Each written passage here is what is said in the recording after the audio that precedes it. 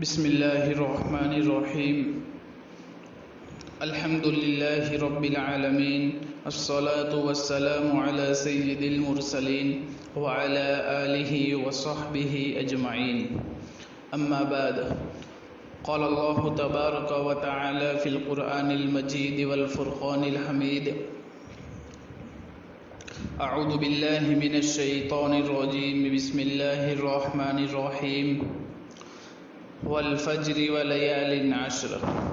وقال الله تبارك وتعالى في موضع آخر: فيه آيات بينات مقام إبراهيم ومن دخله كان آمنا ولله على الناس حج البيت من استطاع إليه سبيلا ومن كفر فإن الله غني عن العالمين. وقال النبي صلى الله عليه وسلم: ما من أيام العمل الصالح أحب إلى الله تعالى فيهن من هذه الأيام، يعني أشهر ذي الحجة.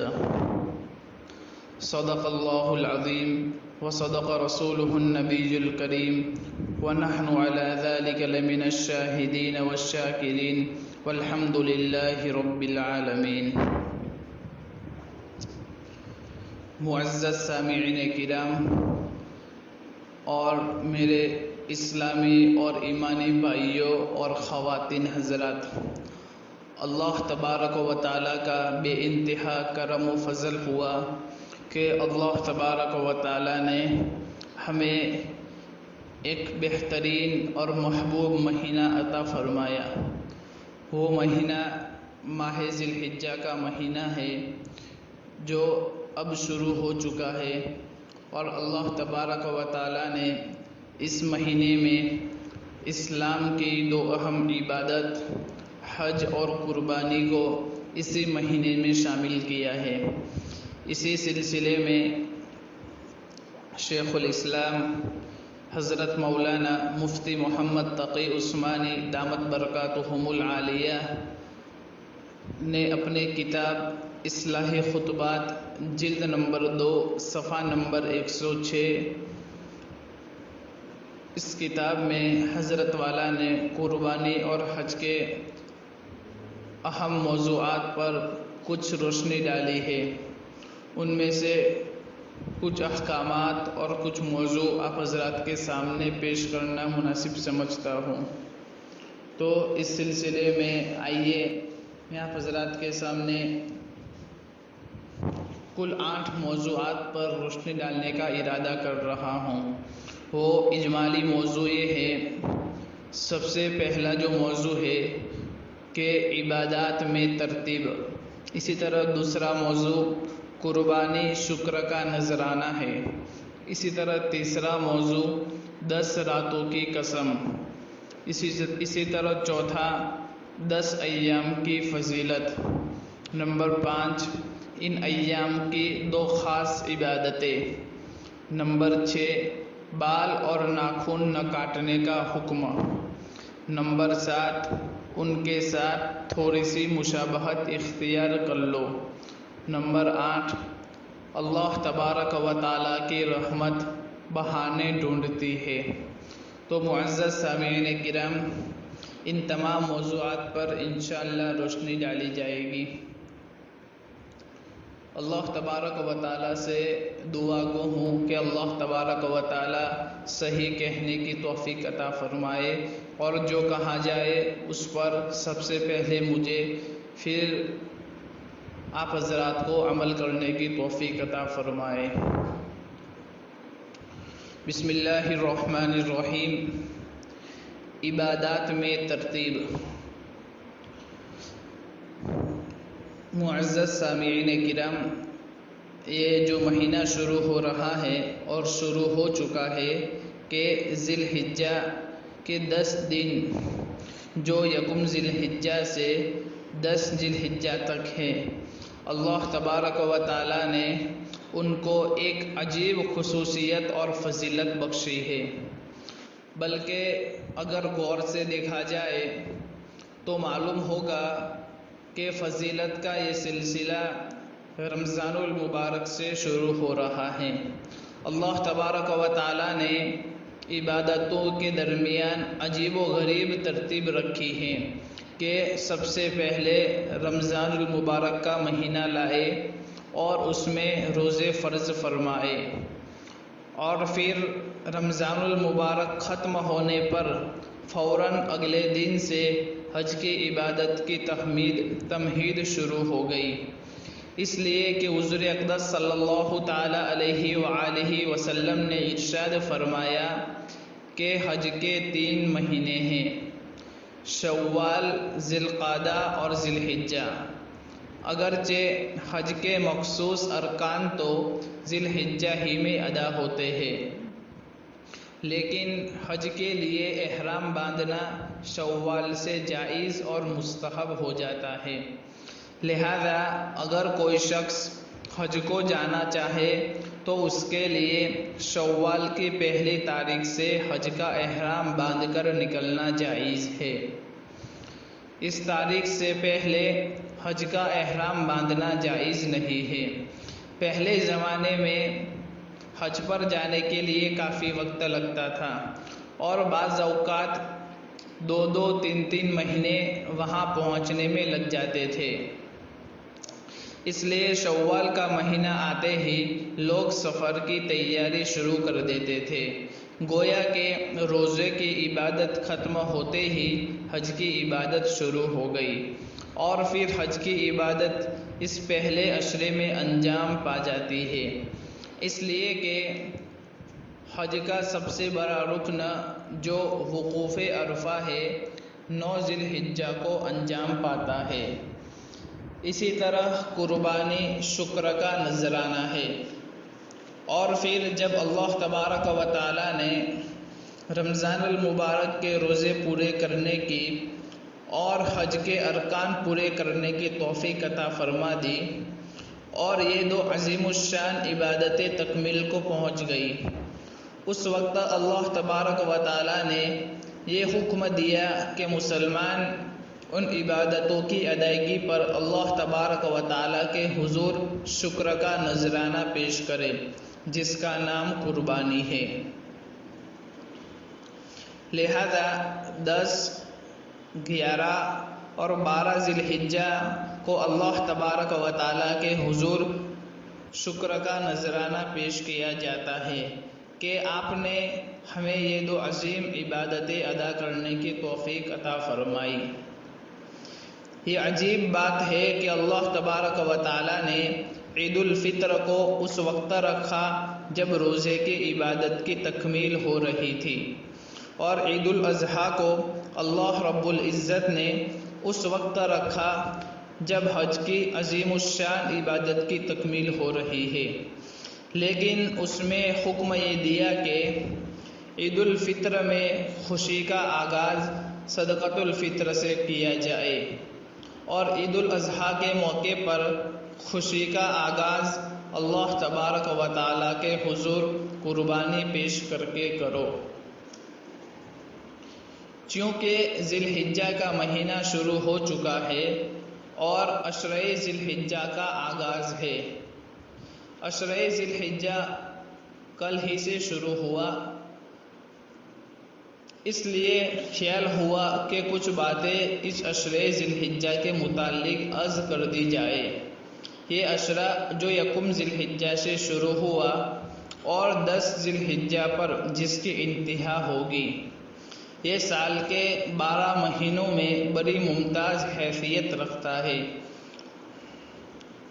اور اسی طرح سورہ فجر کی ابتدائی آیت میں والفجر ولیال عشر میں اللہ رب العزت نے 10 راتوں کی قسم کھائی ہے۔ اللہ تعالیٰ کو کسی بات کا یقین دلانے کے لیے قسم کھانے کی قطعاً ضرورت نہیں ہے، لیکن کسی چیز پر اللہ تبارک و تعالیٰ کا قسم کھانا اس چیز کی عزت اور حرمت پر دلالت کرتا ہے۔ تو اللہ رب العزت نے اس سورہ فجر میں جن راتوں کی قسم کھائی ہے اس کے بارے میں مفسرین کی بڑی جماعت نے یہ کہا ہے کہ اس سے مراد ذی الحجہ کی ابتدائی 10 راتیں ہیں، اور وہ مفسرین یہ ہے جیسے کہ علامہ قرطبی نے لکھا ہے والمراد بها عشر ذی الحجہ کما قالہ ابن عباس وابن الزبیر ومجاہد وغیر واحد من السلف والخلف۔ تو اتنے سارے مفسرین کا فرمانا بھی یہی ہے کہ والفجر ولیال عشر کی جو 10 راتیں ہیں اس سے مراد ذی الحجہ کی 10 راتیں ہیں۔ اس سے ان 10 راتوں کی عزت عظمت اور حرمت کی نشاندہی ہو جاتی ہے۔ اسی طرح 10 ایام کی کیا فضیلت ہے، اس سلسلے میں خود نبی اکرم سرور دو عالم صلی اللہ علیہ وسلم نے ایک ارشاد میں واضح طور پر ان 10 ایام کی اہمیت اور فضیلت بیان فرمائی ہے۔ یہاں تک کہ فرمایا کہ اللہ تبارک و تعالیٰ کو عبادت کے اعمال کسی دوسرے دن میں اتنے محبوب نہیں ہے جتنے ان 10 دنوں میں محبوب ہے۔ اس سلسلے میں روایت بھی آپ حضرات کے سامنے پیش کی کہ ما من ایام العمل الصالح احب الی اللہ تعالی فیہن من هذه الایام یعنی عشر ذی الحجہ، چاہے وہ عبادت نفلی نماز ہو، ذکر ہو یا تسبیح وغیرہ ہو، یا اسی طرح صدقہ یا خیرات ہو۔ یہ روایت صحیح بخاری شریف میں کتاب العیدین باب فضل العمل فی ایام التشریق میں بیان کی ہے۔ اور ایک حدیث میں یہ بھی فرمایا کہ اگر کوئی شخص ان ایام میں سے ایک دن روزہ رکھے تو ایک روزہ ثواب کے اعتبار سے 1 سال کے روزوں کے برابر ہے، یعنی ایک روزے کا ثواب بڑھا کر 1 سال کے روزوں کے ثواب کے برابر کر دیا جاتا ہے۔ اور فرمایا کہ ان 10 راتوں میں ایک رات عبادت لیلۃ القدر کی عبادت کے برابر ہے، یعنی اگر ان راتوں میں سے کسی بھی ایک رات میں عبادت کی توفیق ہو گئی تو گویا اس کو لیلۃ القدر میں عبادت کی توفیق ہو گئی۔ اس عشرہ ذی الحجہ کو اللہ رب العزت نے اتنا بڑا درجہ عطا فرمایا ہے۔ یہ جو فرمایا کہ ان عشرے کی ایک رات میں کوئی شخص عبادت کرنا چاہے تو گویا اس نے لیلۃ القدر میں عبادت کی توفیق ہو گئی۔ یہ روایت سنن ترمذی کتاب الصوم باب ما جاء فی العمل فی ایام العشر میں موجود ہے۔ اسی طرح ان ایام میں 2 خاص عبادتیں ہیں، وہ یہ ہے کہ اللہ رب العزت نے ان ایام کی اس سے بڑی اور کیا فضیلت ہوگی کہ 2 عبادتیں جو سال بھر کے دوسرے ایام میں انجام نہیں دی جا سکتی، ان کی انجام دہی کے لیے اللہ رب العزت نے اسی زمانے کو منتخب اور سلیکشن فرمایا ہے۔ مثال کے طور پر حج ایک ایسی عبادت ہے جو ان ایام کے علاوہ دوسرے ایام میں انجام نہیں دی جا سکتی۔ دوسری عبادتوں کا یہ حال ہے کہ انسان کے علاوہ یا انسان جب چاہے نفلی عبادت کر سکتا ہے۔ مثال کے طور پر نماز 5 وقت کی فرض ہے، لیکن اس کے علاوہ جب چاہے نفلی نماز پڑھنے کی اجازت اور گنجائش ہے۔ اسی طرح رمضان میں روزہ رکھنا فرض ہے، لیکن نفلی روزہ جب چاہے رکھ سکتا ہے۔ اسی طرح زکوٰۃ سال بھر میں 1 مرتبہ مسلمان پر فرض اور عائد کیا ہے، لیکن نفلی صدقہ جب چاہے ادا کر سکتا ہے، اس کی گنجائش ہے۔ لیکن صرف 2 عبادتیں ایسی ہیں کہ ان کے لیے اللہ رب العزت نے وقت مقرر فرما دیا ہے۔ ان اوقات کے علاوہ دوسرے اوقات میں اگر ان عبادتوں کو کیا جائے گا تو وہ عبادت ہی شمار نہ ہوگی۔ ان میں سے ایک عبادت حج ہے۔ حج کے ارکان مثلاً عرفات میں جا کر ٹھہرنا، مزدلفہ میں رات گزارنا، جمرات کی رمی کرنا وغیرہ، یہ ارکان و اعمال ایسے ہیں کہ اگر انہی ایام میں انجام دیا جائے تو عبادت ہے۔ اور دنوں میں اگر کوئی شخص عرفات میں 10 دن ٹھہرے تو یہ کوئی عبادت نہیں شمار ہوگی۔ اسی طرح جمرات سال بھر کے 12 مہینے تک مینا میں کھڑے رہتے ہیں، لیکن دوسرے ایام میں کوئی شخص وہاں جا کر ان کو کنکریاں مار دے تو یہ کوئی عبادت اور طاعت شمار نہ ہوگی۔ تو حج جیسی اہم عبادت کے لیے اللہ رب العزت نے انہی ایام کو مقرر فرما دیا کہ اگر بیت اللہ کا حج ان ایام میں انجام دو گے تو عبادت ہوگی اور اس پر ثواب ملے گا۔ دوسری عبادت قربانی ہے۔ قربانی کے لیے اللہ رب العزت نے ذی الحجہ کے 3 دن یعنی 10ویں ذی الحجہ، 11 ذی الحجہ اور 12ویں ذی الحجہ کو مقرر فرما دیے ہیں۔ ان ایام کے علاوہ اگر کوئی شخص قربانی کی عبادت کرنا چاہے تو نہیں کر سکتا، البتہ اگر کوئی شخص صدقہ کرنا چاہے تو بکرا ذبح کر کے اس کا گوشت صدقہ کر سکتا ہے، لیکن یہ قربانی کی عبادت ان 3 دنوں کے سوا کسی اور دن میں انجام نہیں پا سکتی۔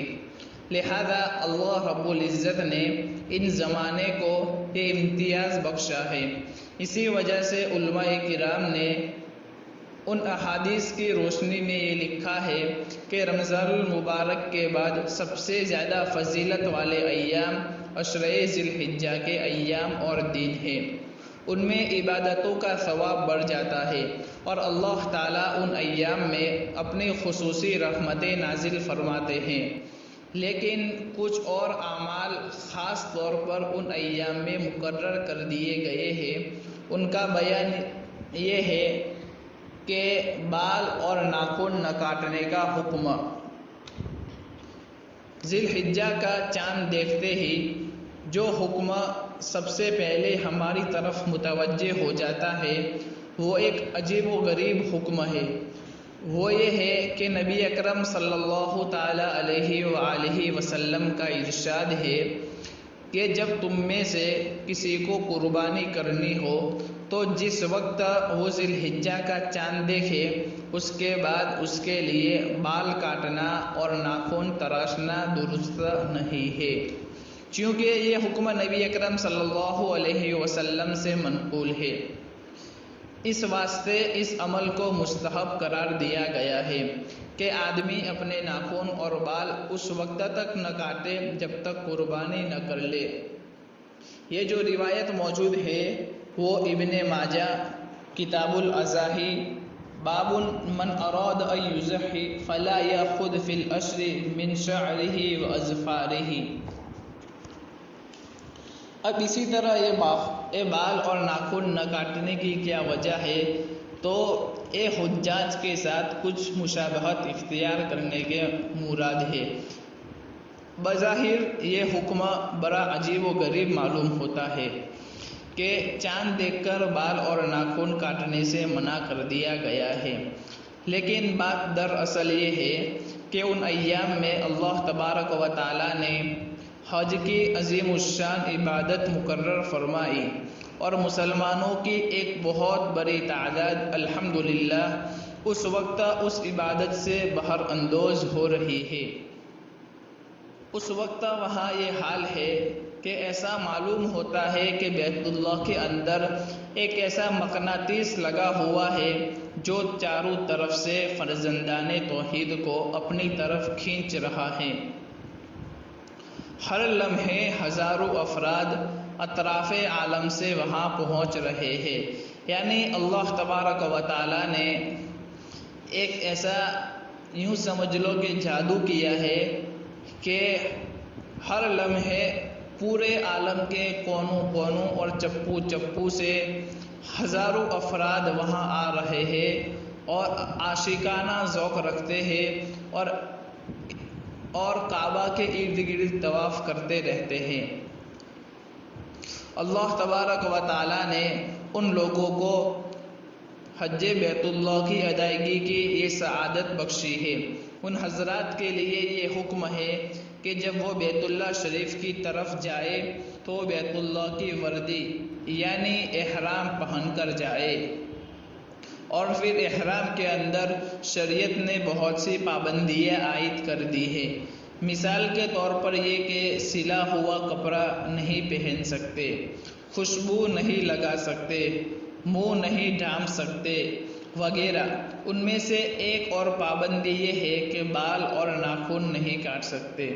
حضور سرور دو عالم صلی اللہ علیہ وسلم نے ہم پر اور ان لوگوں پر جو بیت اللہ کے پاس حاضر نہیں ہوئے اور حج بیت اللہ کی عبادت میں شریک نہیں ہیں، اللہ تبارک و تعالیٰ کے کرم کو متوجہ فرمانے اور ان کی رحمت کا مورد بنانے کے لیے یہ حکم دیا کہ ان حجاج بیت اللہ کے ساتھ تھوڑی سی مشابہت اختیار کر لو، تھوڑی سی ان کی شباہت اپنے اندر پیدا کر لو، اور جس طرح وہ بال نہیں کاٹ رہے ہیں تم بھی مت کاٹو، جس طرح وہ ناخن نہیں کاٹ رہے ہیں تم بھی مت کاٹو۔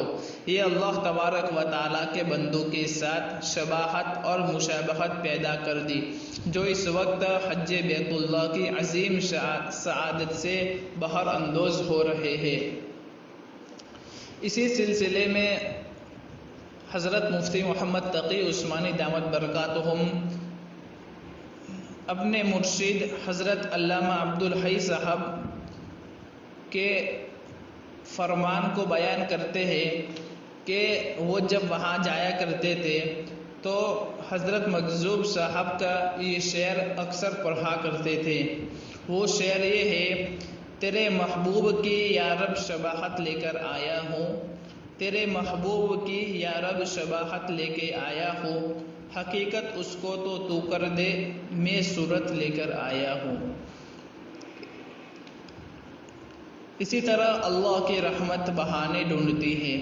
حضرت اپنے مرشد علامہ محمد ڈاکٹر عبدالحی صاحب قدس سرہ سے نقل فرماتے ہیں کہ وہ فرمایا کرتے تھے کہ اللہ تبارک و تعالیٰ کی رحمتیں بہانہ ڈھونڈتی ہے۔ جب ہمیں یہ حکم دیا کہ ان کی مشابہت اختیار کر لو تو اس کے معنی یہ ہے کہ ان پر جو رحمتیں نازل فرمانا منظور ہے اس کا کچھ حصہ تمہیں بھی عطا فرمانا چاہتے ہیں، تاکہ جس وقت عرفات کے میدان میں اللہ کے بندوں پر رحمت کی بارشیں برسے، ان کی بدلی کا کوئی ٹکڑا ہم پر بھی رحمت برسا دے۔ تو یہ شباہت پیدا کرنا بھی بڑی نعمت ہے۔ اور حضرت مجذوب صاحب کا یہ شعر بکثرت پڑھا کرتے تھے کہ تیرے محبوب کی یا رب شباہت لے کر آیا ہوں، تیرے محبوب کی یا رب شباہت لے کر آیا ہوں، حقیقت اس کو تو کر دے، میں صورت لے کر آیا ہوں۔ کیا بعید ہے کہ اللہ تبارک و تعالیٰ اس صورت کی برکت سے حقیقت میں تبدیل فرما دے، اور اس رحمت کی جو گٹائے وہاں برسے گی انشاءاللہ ہم اور آپ اس سے محروم نہ ہوں گے۔ اللہ رب العزت سے دعا گو ہوں کہ اللہ تبارک و تعالیٰ یہ جو باتیں کہی گئی اس پر عمل کرنے کی توفیق عطا فرمائے، اور ہم سب کو صحیح معنی میں حج بیت اللہ اور اسی طرح قربانی کرنے کا شرف عطا فرمائے۔ آمین۔ وآخر دعوانا ان الحمد للہ رب العالمین۔